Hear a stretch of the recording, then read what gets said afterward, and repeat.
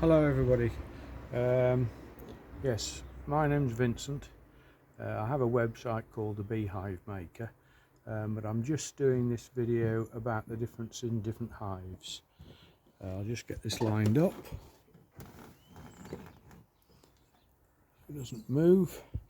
Okay, this is the long hive I do, and I think that this hive is ideally suited to the English black bee from North. And the problems I've had with hives is getting it right regards damp, warmth, and anything like that. So the new version, this used to have a flat top. It now has a gable roof, and then there's a 1/2 inch gap in the centre. This has a capping on, with little tiny gaps, 2mm gaps down here to allow the airflow, but not to allow water. A thing I do use is when you buy anything cool on the internet, you get these insulative bags, and there's puffin packing and another packing company, and they're ideal for lying over your hive in the winter inside.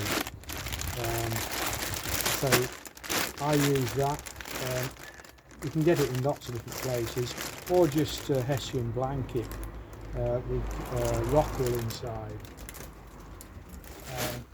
So basically the long hive I've developed, the Loon Valley Long Hive and the Long National, if you like. The Loon Valley Long Hive is in fact two nationals side by side. They take 24 frames, and then you've got your hive like this. Now I've done it in such a way that the National Super, well actually two WVC Supers fit inside, but because of the gas struts at both ends, there's a gas strut normally at both ends. This is a development hive, so I'm showing you what I play with on a daily basis. And then if you're using this in a normal way, the bees properly sit. I don't have big crown boards, I have individual crown boards. You can put the end of your hive tool in there and then break that off if it's been properly stung. Now on this system, in these loose top boards allow you to access your bees. If you're like me and don't like intervention, then these are fantastic, because you know that the bees tend to start to put honey here, depending on where your entrance is.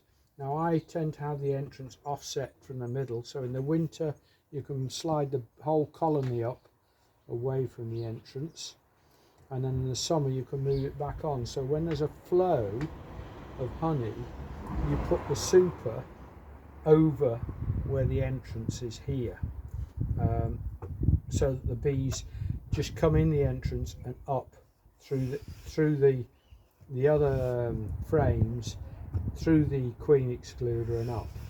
So this is how I have that. Then if you want to just take honey for yourself, then you can just open it, take out a frame, put in another frame, and then shut it back up again without major intervention. The other thing I do is I use this thin 1mm thick plexiglass or perspex, and then you just lie the big sheets. Unfortunately somebody came the other day, they wanted some, so I sold the last piece I had, unfortunately. But if that's lay across the top of your frames, then you can peep inside and see what's going on. Now I normally do a strip that's probably 9 inches wide, and then you can use it here or down below on the other frames. Then to get it off, because the bees tend to propagate, you just curl it up because it's thin, and then get in that way. The other thing is I only ever put that much foundation in, sometimes less on the supers, but the same on the deep brood or the standard brood. That's so you can guide where they start, and then you know, they're not going across your frames. Now the other thing is, normally I never take honey. My bees, where they are now, they're in the big block hives, which is basically the same again, but it's built with 3-inch thick thermalite block, and I have a colony down there, which I put in 5 years ago, and I think I've taken honey twice. And what I do is I go down, they don't have supers, they just have 24 by 22 inch frames, which, if you like, there's 4 foot on a frame. There's just under 4 foot on the hive I've got. There's just under 4 foot of frame, 4 square feet of frame on each frame. And contrary to everybody's saying, I've got one colony operating 24 frames. Now last year they swarmed once, and the swarm went straight into hives I have about 50 metres away. So I always put hives or bait boxes in around, if you like, southeast to southwest from where the colony is, and then I tend to always catch the swarm. This year we got another big swarm which went straight in and occupied a hive that was ready, all framed up ready. So they just multiply on their own behest, if you like. I don't like intervention. So if I do take honey, I tend to open it April, May, when the flows really get starting up, and then I just cut a piece out because I eat the comb. But at the moment I'm not allowed to eat anything sweet, so that's not a problem. But normally I don't take honey unless it's at the beginning of the year, April, May, and then I don't take honey again because they stack it up on a long hive to how they want it. So that's basically how the super works, and then these individual crown boards. I'll take these off and remove the super. And yeah, as I said, I always use 50mm spacers because when they're building honey, you don't want them wasting their time trying to build a comb base. Then when you come down to this level, each hive is supplied, these hives are supplied with 24 frames, although this is set up for winter setting now. So basically I have insulation that end and an insulated dummy board the other end. So that's on that. Now I've got the queen excluder here, and then so that it doesn't sink under these crown boards, I put the strips, the remainder strips that are left over from when I build frames, because these are 9mm, and that leaves them enough gap, and it stops this sagging so they can get out. But as the super goes up tight against that and tight against this one, and you slide all the boards on, then it's bee tight. You don't get a face full of, doing beekeeping this way, you don't get a face full of bees. And then as I say, the holes are so that you can break the propolis if there is any, and then it comes down to the hive. Now on this system, I always do fully insulated hives, in as much as this end crack, the one dummy board has inbuilt 40mm insulation, and this is just so if you know, this is expanded EPS, but it's enhanced EPS, which is, you know, better than the white. It's stronger, more resilient, and then that goes in there like that, and that's the winter one. In the summer, you're obviously only going to want one dummy board, and then you can put your extra frames in and slide them up to the end, making sure you still can get your finger between the end of both of those, so that you maintain that 9mm B space on the end frame. A lot of people forget that. Then, as I say, I have the entrance here, about here, so that I can move the colony away in the winter and bring it back in front in the summer, so that it's directly there. Now I'll take some of these out so I can better show what's going on in the bottom.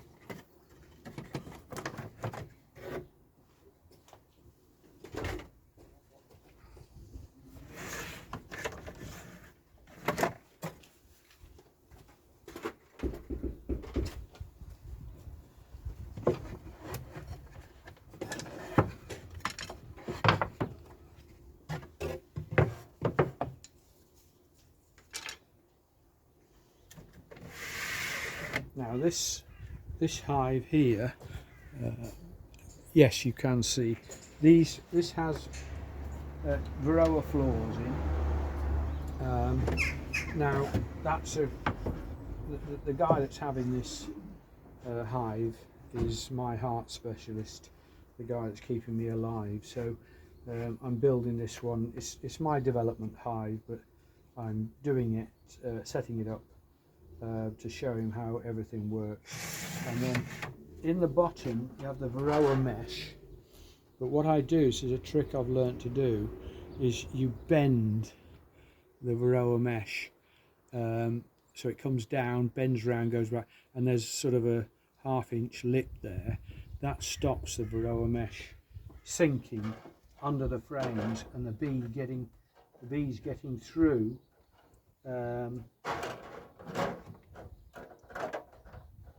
getting through into the down below and under the dummy boards, so that when it goes down the mesh doesn't sink and then the bees go underneath. These are done with a 4.5mm. The dummy boards are done with a 4.5mm because that's the extra bee room they need. And on this end I just use insulation and this fiberboard, Corex board,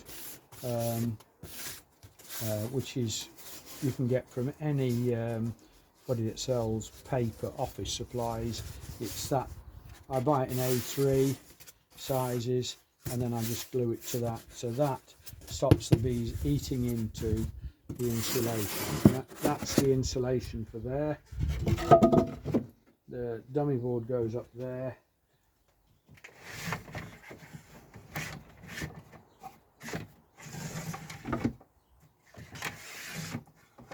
And now, when I've got bees and they're on 14x12s, this hive is an inch deeper than a 14x12, but the kit that I get made, I can vary where the floor goes before I cut the side pockets.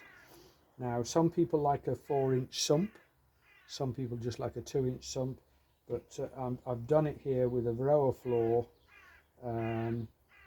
so that we can do some monitoring. Although bees have got control of Varroa now, and as with anything in evolution, bees have managed to get through thousands of years, so they're not really influenced over a long period. I think they've got the measure of it now. So I'll put this back together.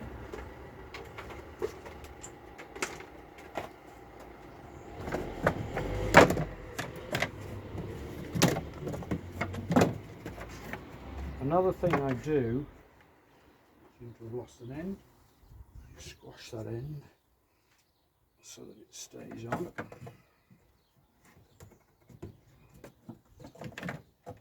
Another thing I do is on the bottom, I only put the starter strip in, and on the bottom I put the bottom bar in in a diagonal, so that in the centre, if the bees want to build down to the bottom of this hive, they can do their curve, and in the middle, it's in the middle. It tends to stop them building to one side you know, so they don't, when they build down, they like to build vertically. So if that's in the middle, they tend to put the comb either side of it, and then you haven't got a problem there. And when I get honey, if I want honey midsummer, I'll just go pull out one of the honey frames, lay it over a Tupperware box, quickly cut it out, and then put it back in. And I tend, a lot of the time, I tend to take the honey. If I want it, I tend to take it before they've capped it. That way you haven't got to uncap it, you just put it in your Tupperware. A few days the one way, a few days the other way, and it's all then run out and loose.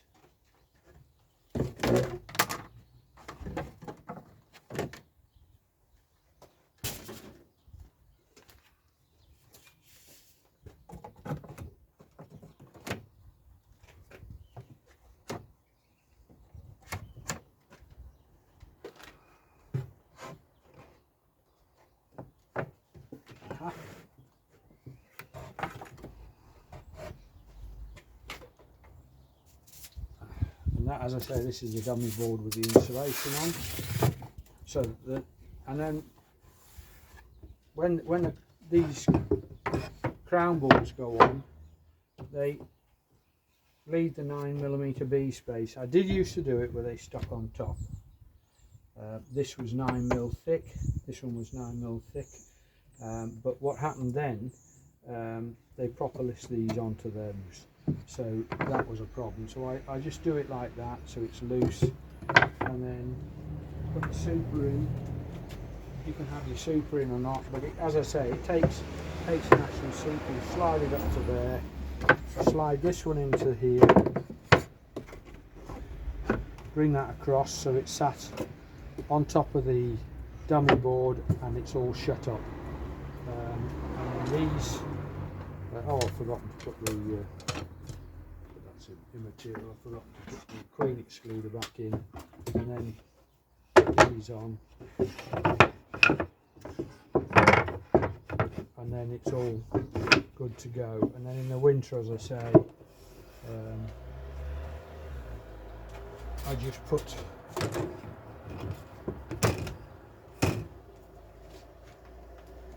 the loose frames in, and throw the insulation in.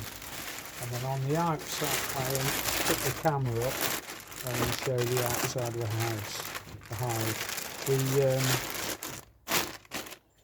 That's it. So yeah, so now I'll take the camera out of here and just have a bit of a walk round for you.